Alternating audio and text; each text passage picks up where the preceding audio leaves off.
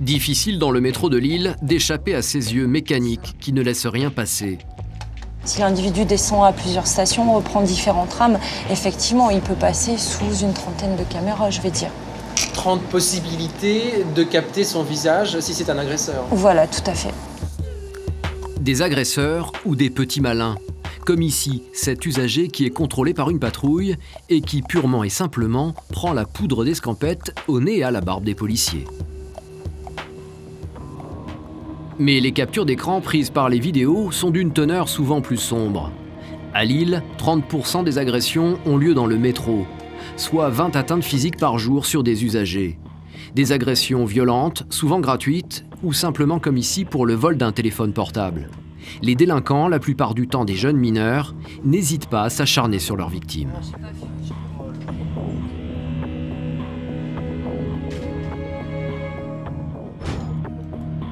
Carole vient d'accueillir une fonctionnaire chargée de l'information des voyageurs. La jeune femme a été victime d'une agression dans une rame du métro. Donc, le 20 août, entre 16h et 17h, vous avez été victime d'insultes et de menaces, hein, c'est ça? Alors, vous vous trouviez dans la rame numéro 10. Il n'y a eu qu'un outrage, il n'y a pas eu de menaces. Si, il a menacé de nous frapper, il ne voulait pas nous faire sortir de la rame, mais pas de menace de mort. D'accord. Grâce aux caméras, Carole a pu identifier un individu qui pourrait correspondre à l'agresseur. Ouais, c'était lui. C'est bien lui? Ouais. Pas de doute? Non, c'est sûr. Okay. En cas d'interpellation, on vous appelle et vous serez donc reconvoqué au niveau du commissariat de Lille pour redéposer plainte, mais contre personne dénommée, parce que là, la personne sera identifiée. Voilà. À peine enregistrée, la photo de l'agresseur est transmise aux collègues de Carole. Ces policiers doivent tous faire état d'une qualité essentielle. Ils doivent être avant tout physionomistes. Leur mission, retrouver sur le terrain les auteurs d'agressions filmées par les caméras. C'est ce que c'est? Alors ça, c'est les dossiers photos des délits qui ont été commis dans le métro, qui ont été filmés, et une plainte a été déposée. Donc, ont été reconnus, il y a des auteurs qui ont été reconnus par les victimes, et nous, on doit aller les chercher, quoi. C'est notre travail. Ça ressemble. Là, par exemple, c'est ça. Donc voilà. Donc, si vous le croisez. Donc si on le croise, lui a commis un outrage à agent chargé de mission de service public. Hein. Donc le cadre, là, c'est du préliminaire, donc on l'invitera à nous sur au poste, et puis comme une plainte a été déposée, il sera présenté à un officier de police judiciaire.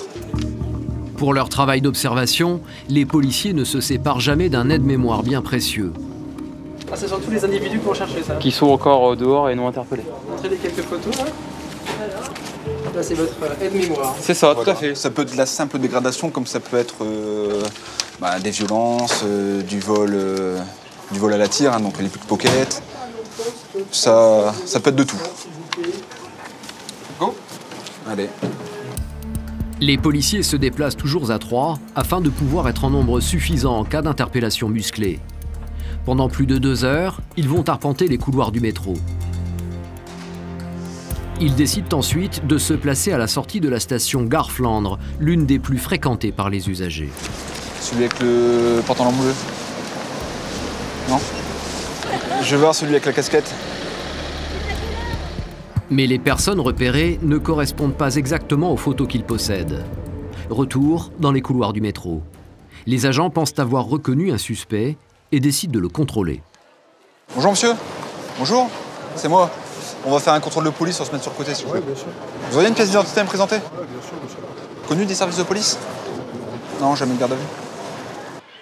Pendant qu'un des policiers vérifie l'identité du suspect, l'un de ses collègues compare son visage dans son fichier photo. Ok, c'est bon. Allez, au revoir. Bonne journée. Souvent avec les photographies, bon, c'est pas non plus net, hein. On a toujours le doute qui est derrière, donc on va au contact pour voir si c'est bien la personne qui est recherchée. Ce jour-là, les policiers ne parviendront pas à retrouver l'agresseur de la jeune femme chargée de l'information des voyageurs. Il sera interpellé quelques jours plus tard par une autre patrouille du SISTC. Chaque année, des milliers d'agressions contre les personnes sont constatées dans les transports en commun sur l'ensemble du département. De nombreuses interpellations sont réalisées grâce à la vidéosurveillance. Mais si les caméras contribuent à rassurer les usagers, le sentiment d'insécurité demeure. Et si de nombreux voyageurs ne se sentent pas rassurés lorsqu'ils prennent le métro, c'est pour beaucoup à cause de l'état de vétusté de certaines lignes, notamment à Paris et dans la banlieue. Couloirs mal éclairés, tags sur les murs ou dans les wagons, pour une majorité de personnes, c'est ce manque d'entretien de certaines stations qui contribue souvent au sentiment de mal-être dans les transports en commun. Chaque année, la RATP dépense en moyenne 65 millions d'euros pour la remise en état de ces rames vandalisées et pour la propreté du réseau. Côté SNCF, c'est 5 millions qui sont déboursés par an pour le coût du vandalisme. Mais au chapitre des incivilités, un autre fléau préoccupe plus encore la SNCF et la RATP, celui de la fraude des usagers. Absence de tickets, défaut de compostage, en matière de fraude, les usagers rivalisent d'astuces.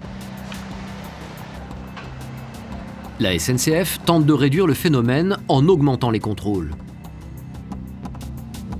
Côté RATP, des statistiques montrent que les infractions se font 2 fois plus dans le bus et dans le tramway que dans le métro. Sur certaines lignes, 3/4 des usagers ne valideraient pas leur ticket. Des usagers qui, pour la plupart, assument clairement leur pratique. Ça vous arrive de prendre le métro sans payer? Tout à fait, ça m'est arrivé quelques fois. Ouais. Juste on passe, on saute et puis c'est fait quoi. Et je me prends des amendes parfois. Ça vaut quand même le coup de... Ouais. Au final, le rendement, il est moins cher. Dans la famille des fraudeurs, il y a ceux qui refusent de payer parce qu'ils estiment que les transports devraient être gratuits. Ceux qui le font par souci d'économie, ceux enfin qui fraudent par calcul. En Île-de-France, l'abonnement pour un pass Navigo coûte entre 67 et 113 euros par mois, alors qu'une amende pour fraude dans le métro varie de 30 à 60 euros si elle est payée sur le champ. Du coup, certains usagers préfèrent frauder et risquer d'avoir occasionnellement une amende plutôt que de payer un abonnement mensuel. Désormais, les spécialistes du saut par-dessus les portiques ou de la technique du passage à 2 ne prennent même plus la peine d'être discrets. Les tricheurs s'affichent au grand jour et sans complexe. On fraude même parfois en famille et en utilisant les grands moyens.